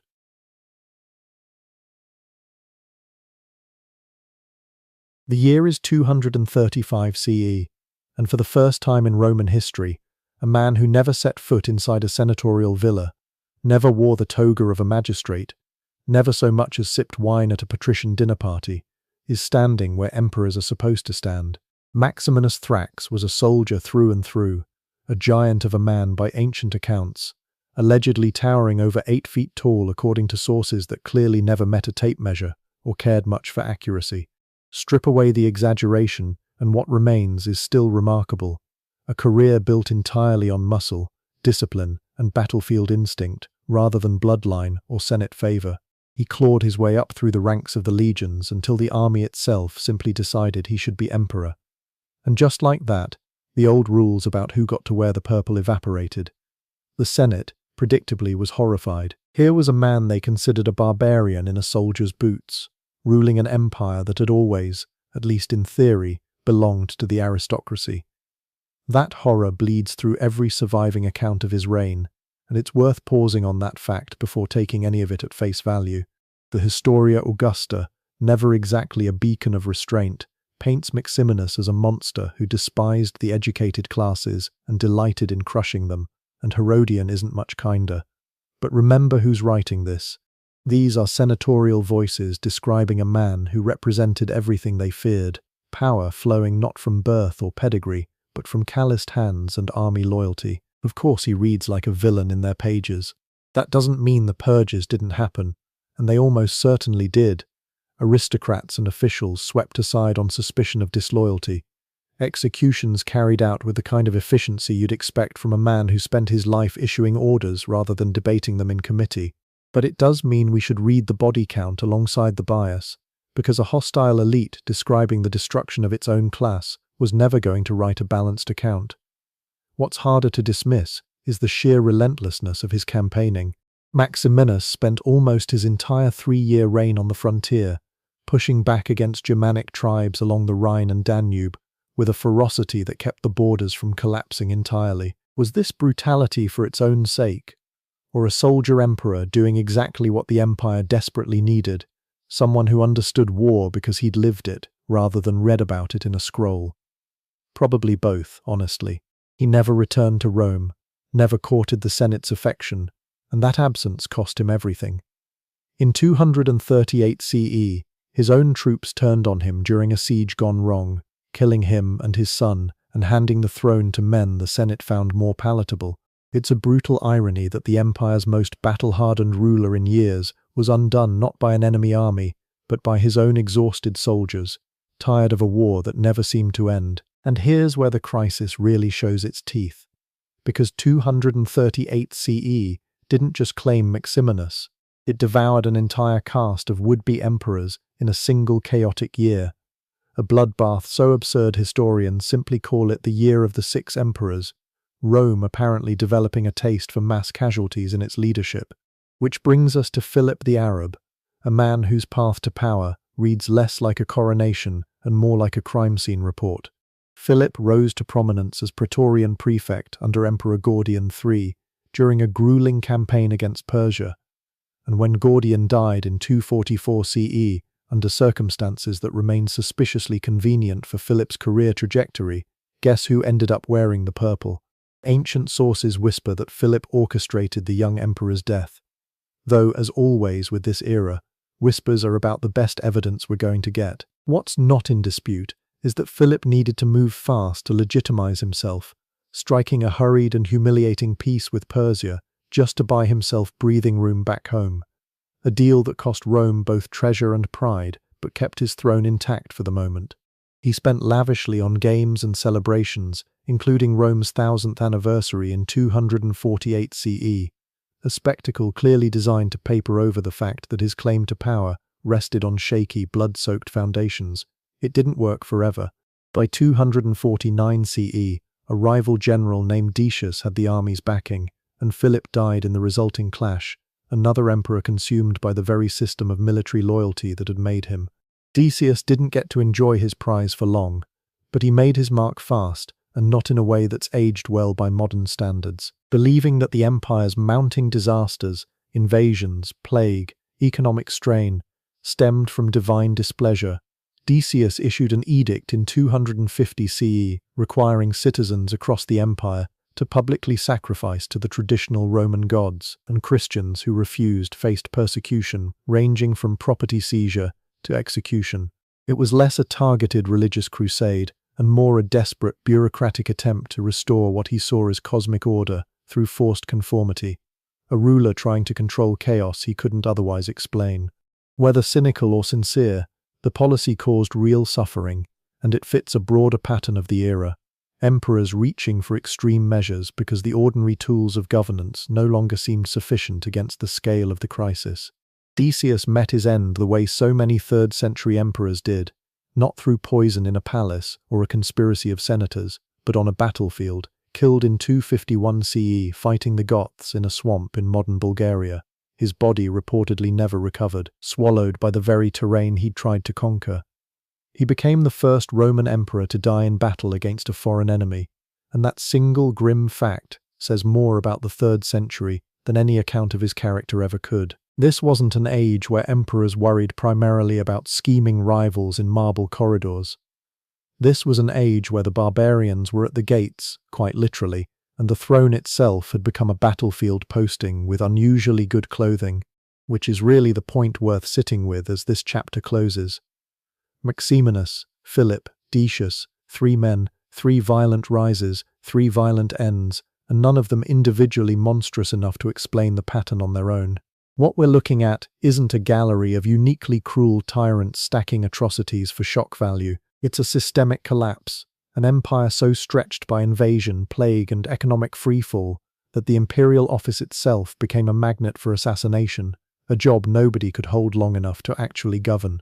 Sources hostile to soldier emperors love to frame each one as uniquely brutal, uniquely illegitimate, uniquely doomed, but line them up together and a different story emerges, one where the real villain isn't any single ruler but the impossible position they were all shoved into. Rome in the 3rd century wasn't being run so much as it was being fought over, year after bloody year, and the men who briefly held the purple were less tyrants by nature than symptoms of an empire in genuine structural freefall. And if you want a snapshot of just how absurd that freefall got, look at the sheer turnover rate. Between Maximinus Thrax and the eventual stabilization under Diocletian, Rome burns through more emperors than a modern startup burns through interns, most of them lasting months, a few lasting mere weeks, one or two barely long enough to get their face stamped onto a coin, before the coin itself became a collector's item for entirely the wrong reasons. This is the so-called crisis of the 3rd century, and calling it a crisis almost undersells it, because a crisis implies an endpoint, a moment where things get bad and then, mercifully, stop being bad. This was 50 years of the empire treating catastrophe as a permanent operating condition, plague sweeping through crowded garrison towns, harvests failing under overtaxed provinces, and the currency itself getting so debased that Roman coins went from silver to what was essentially shiny bronze with delusions of grandeur. Picture the average legionary during this stretch, not as a conqueror kicking down doors in some far-flung province, but as an exhausted, underpaid, chronically anxious man, watching his commanding officer get murdered every other year by the guy 2 tents down. Loyalty in that world wasn't a virtue, it was a liability. You pledged yourself to an emperor knowing full well that pledge had the shelf life of unrefrigerated milk, and that whoever replaced him might remember exactly who cheered loudest for the last guy. Survival meant political amnesia, meant learning to forget allegiances as fast as you formed them, meant treating regime change the way modern office workers treat a new manager, with polite nodding and an internal countdown to the next inevitable shake-up. And this is where the psychopath label starts to wobble under its own weight. It's tempting, deeply tempting, to look at Maximinus butchering senators or Decius doubling down on persecution while Gothic warbands roasted his border provinces, and slap a clinical diagnosis on men who lived and died 1,000 years before anyone coined the term. But psychopathy as a concept describes an individual wired for cruelty regardless of circumstance. Someone who'd be dangerous whether he was born a peasant or a prince. What Rome's 3rd century actually produced was something scarier in its own way. Ordinary ambitious men, no more inherently monstrous than the guy running your local council, dropped into a system that rewarded paranoia, ruthlessness, and rapid violence as basic survival skills. Take away the empire's collapsing infrastructure, and half these men probably die as forgettable provincial officers, remembered by no one, guilty of nothing more dramatic than petty corruption and bad manners at dinner parties. That's the uncomfortable pivot this whole era forces on us. We want our tyrants to be uniquely evil because it's simpler, because it lets us close the book and say, well, that was a bad one, moving on. But the 3rd century doesn't let you close the book that easily. It keeps handing you men who started out as capable, even talented, administrators and soldiers, and watched the imperial machinery itself grind their better instincts into paste, which raises the far more unsettling question waiting in the wings. Because if the system built murderers out of ordinary men accidentally, what happens when a man who was already inclined toward cruelty gets handed that same purple robe on purpose?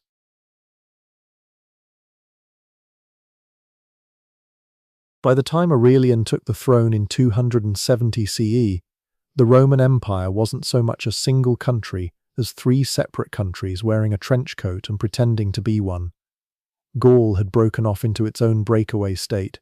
The East had fallen under the control of Palmyra and its formidable queen Zenobia, and the actual Roman heartland was left holding a currency worth less than the metal it was stamped on. Aurelian's job, essentially, was to walk into a house fire holding a bucket and somehow leave the place standing. And to his enormous credit, he did it, earning himself the title Restitutor Orbis, restorer of the world, which is the kind of nickname you only get by doing something genuinely extraordinary. Here's the catch, though. Restoring an empire that had spent decades tearing itself apart wasn't a gentle process of diplomacy and shared picnics. Aurelian crushed the Gallic Empire, marched east, and eventually captured Zenobia herself, ending the Palmyrene rebellion in what should have been a triumphant, tidy resolution. Except when Palmyra rose up again shortly after, Aurelian's response wasn't measured. Ancient accounts describe the city being sacked with brutal thoroughness, its population slaughtered or scattered, its wealth stripped down to the studs. This is the same pattern we've seen again and again in this series. A leader praised for stability, while the fine print reveals the stability was purchased with someone else's blood. Aurelian also enforced military discipline so severe his own soldiers reportedly nicknamed him Hand on Hilt, which is not the nickname of a guy running a relaxed, forgiving command structure. He was eventually assassinated by officers in 275, allegedly after being tricked into believing his own life was in danger, proof that even the man who stitched the empire back together couldn't stitch closed the paranoia baked into the throne itself. So was Aurelian a restorer, or a tyrant with excellent PR? Honestly, probably both, which is the uncomfortable answer this entire series keeps circling back to. He genuinely saved Rome from disintegration. He also did it using the exact same toolkit of terror, mass execution, and citywide punishment that defines every bad emperor we've covered so far. The difference wasn't method, it was outcome. And history has a nasty habit of forgiving methods when the outcome looks good enough on paper. Then along comes Diocletian in 284, inheriting an empire that Aurelian had barely kept from splitting at the seams, and deciding the solution wasn't just fixing Rome, but redesigning the entire operating system. Diocletian split the empire into 4 administrative zones under a system called the Tetrarchy, essentially 4 rulers sharing power across 2 senior emperors and 2 junior successors, an arrangement engineered specifically to prevent the endless assassination churn of the 3rd century. It actually worked, for a while, which honestly makes Diocletian one of the more competent administrators in this entire lineup. He overhauled taxation, reorganized provinces, and tried to stabilize prices with the Edict on Maximum Prices, an attempt at economic control so ambitious it basically invented Roman inflation policy on the fly. But competence and cruelty were never mutually exclusive in Rome, and Diocletian proved that with brutal clarity through the Great Persecution beginning in 303 CE. Christian communities across the empire were targeted through a series of edicts demanding the destruction of scripture, the seizure of church property, and the arrest of clergy who refused to perform pagan sacrifice. Refusal could mean torture, forced labor in mines, or execution, carried out with the same bureaucratic efficiency Diocletian applied to tax codes. This wasn't chaotic mob violence, it was policy, methodical and empire-wide, which somehow makes it more chilling rather than less. The man who fixed Rome's administrative machinery used that exact same machinery to grind down a religious minority with terrifying precision. And standing right beside Diocletian through most of this was Maximian, his co-emperor in the West, the guy who handled the muscle while Diocletian handled the paperwork. Maximian was competent in battle and ruthless in enforcement, but his real legacy is a masterclass in refusing to stay retired. When Diocletian orchestrated a mutual abdication in 305, forcing both senior emperors to step down simultaneously in the name of a smooth, planned succession, Maximian went along with it on the surface. Then he immediately started scheming his way back into power, first attempting to manipulate his son Maxentius's rise, then trying to reclaim the throne directly, then allying with his son-in-law Constantine, then betraying Constantine too. It's less a political career at this point, and more a soap opera with a body count. Maximian's repeated comebacks eventually collapsed for good in 310, when he was cornered, forced into suicide, and quietly erased from the official narrative his former allies preferred to tell. The Tetrarchy, that beautifully engineered system meant to end succession chaos forever, couldn't even survive one of its own founding members refusing to accept retirement. Put these 3 reigns side by side, and a pattern emerges that's honestly more disturbing than any single mad emperor we've covered so far. Aurelian, Diocletian, and Maximian weren't unstable. impulsive rulers driven by personal cruelty for its own sake. They were organized, capable men running an organized, capable state, and they used that organization to carry out violence on a scale the impulsive tyrants could only dream of. Aurelian's discipline flattened rebellious cities. Diocletian's bureaucracy turned religious persecution into a functioning government program. Maximian's ambition turned an entire succession system into a decade-long power struggle soaked in family betrayal. None of them fit neatly into the psychopathic emperor mold we've been testing throughout this series, because their violence wasn't personal, it was procedural. It came stamped with committee approval and administrative logic, and in some ways that should scare you more, because it wasn't a broken man wielding unchecked power. It was a functioning system deciding that mass suffering was simply the cost of doing business. And that's really the uncomfortable thesis these three reigns leave us with. We've spent this series asking whether specific individuals were cruel enough, paranoid enough, violent enough to earn the label psychopath. But Aurelian, Diocletian, and Maximian force a different question entirely, one about institutions rather than individuals. What happens when the state itself becomes the psychopath? When cruelty stops being a personality flaw and becomes bureaucratic policy, stamped, filed, and enforced with the same calm efficiency as a tax collection? Rome had just spent 50 years being ruled by chaos. What it built to replace that chaos was, in its own quiet, terrifying way, something far more effective at inflicting suffering than any single deranged emperor ever managed alone. Take Diocletian's edict on maximum prices, for instance, a document that reads less like an economic policy and more like a threat wrapped in Latin legalese. Break the price ceiling on eggs or wool, and you weren't fined, you were executed. The punishment for a market vendor charging too much for a chicken was, quite literally, death, and the edict says so in plain, unblinking language, carved into stone and nailed up in marketplaces across the empire, so nobody could claim ignorance. That's not the unpredictable rage of a Caligula deciding on a whim who lives and who dies. That's a spreadsheet with a death penalty attached to every line item, and somehow that calculated quality makes it colder, not warmer, than any single act of individual madness.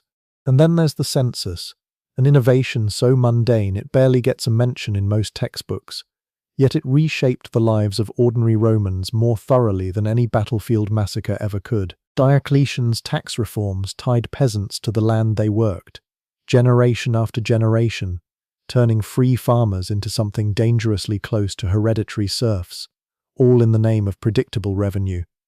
Nobody had to be paranoid or bloodthirsty to make that happen. You just needed clerks, ledgers, and the quiet assumption that human beings were, above all else, taxable units.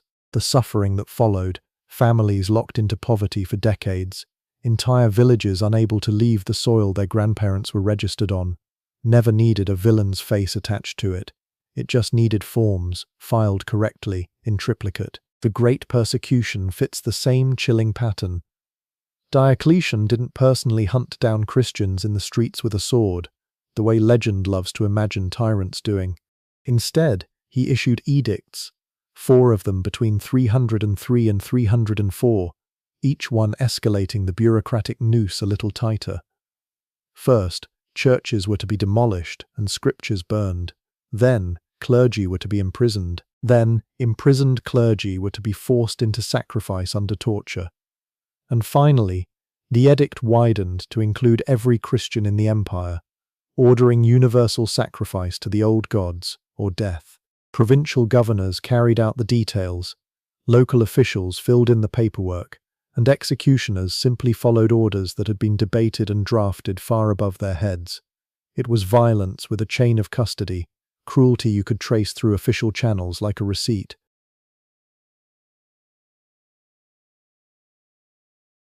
Constantine didn't just win a civil war, he weaponized it into a legend.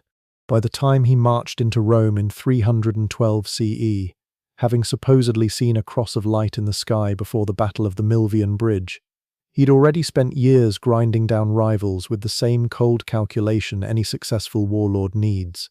Maxentius drowned in the Tiber fleeing that battle, his body fished out and beheaded for public display, because nothing says divinely favored ruler quite like parading your enemy's severed head through the streets. Licinius, his last major competitor for control of the empire, got the more drawn-out treatment.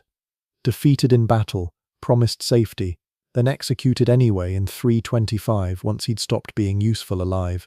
Convenient timing that, almost like the promises were never meant to survive contact with victory. But here's where Constantine's story gets genuinely uncomfortable, the part that doesn't fit neatly into the stained glass version of history. In 326, his eldest son Crispus, a capable and popular military commander who'd fought well for his father, was suddenly arrested and executed on charges that ancient sources can't even agree on. Treason, maybe. Adultery with his stepmother, maybe. Nobody really knows, because the official record goes strangely quiet right when you'd want it to get loud. And it doesn't stop there. Shortly after, Constantine's wife Fausta, Crispus's stepmother, and the woman at the center of whatever scandal supposedly triggered his death, also died under mysterious circumstances, possibly suffocated in an overheated bath on her husband's orders. One son, one wife, both gone within months, and the emperor, who just months earlier had been having visions of divine favor, apparently felt no need to explain himself to anyone. This is the tension that sits right at the heart of Constantine's legacy, and it's a tension the history books have spent 17 centuries trying to smooth over, because Constantine didn't just convert to Christianity, he became the emperor who legalized it, funded it, and eventually got baptized on his deathbed, which meant that generations of Christian historians writing after him had a very strong incentive to polish every rough edge off his biography.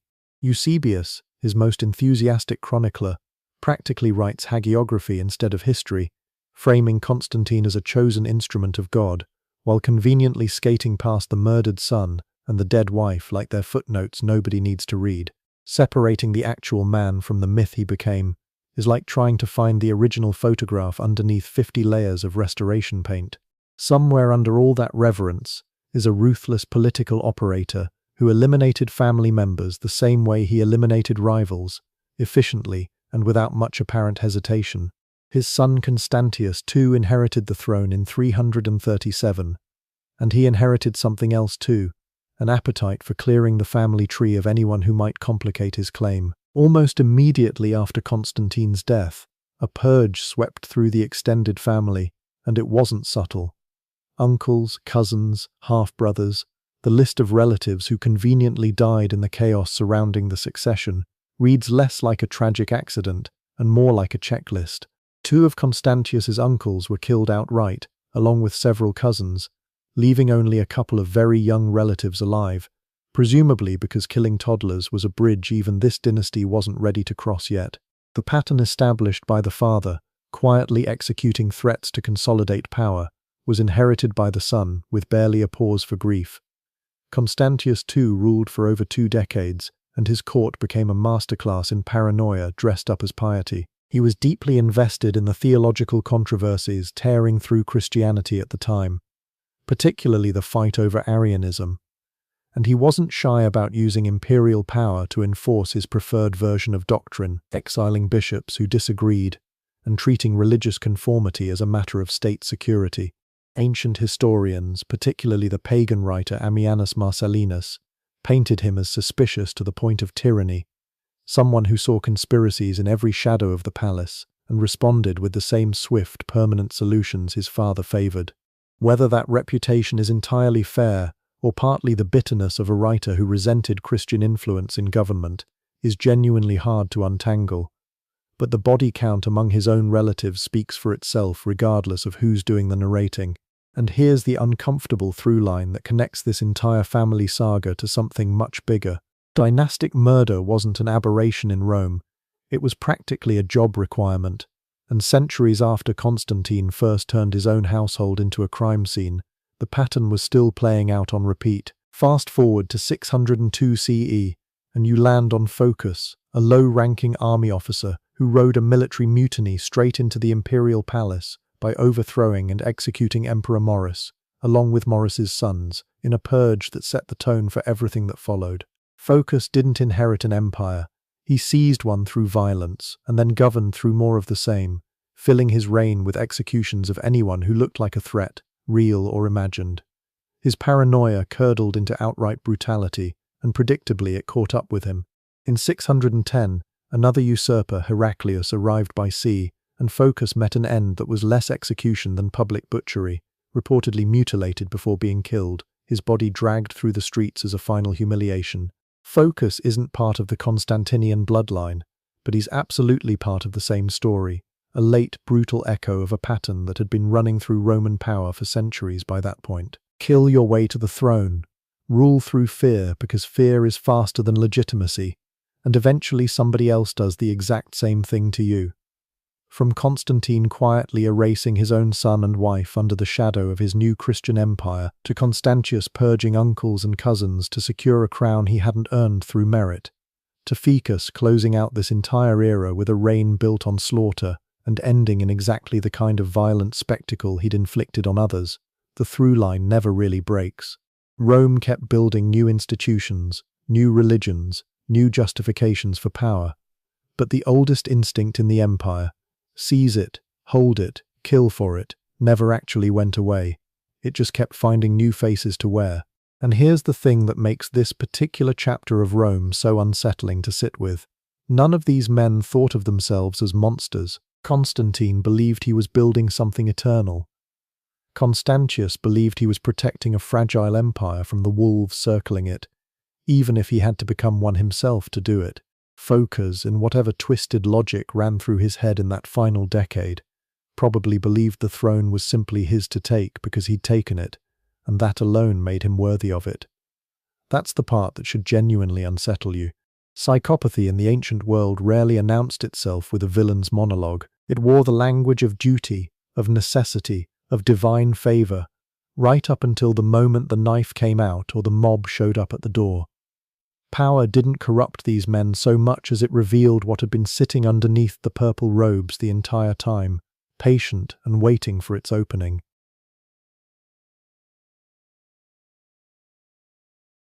"20 reigns, 7 centuries.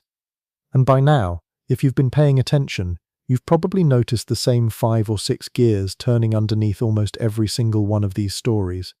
An informant network that rewards betrayal with cash and status. A purge that starts with a few dangerous men and ends with hundreds, sometimes thousands of corpses. A family member who becomes the single greatest threat to your survival simply by existing and sharing your bloodline.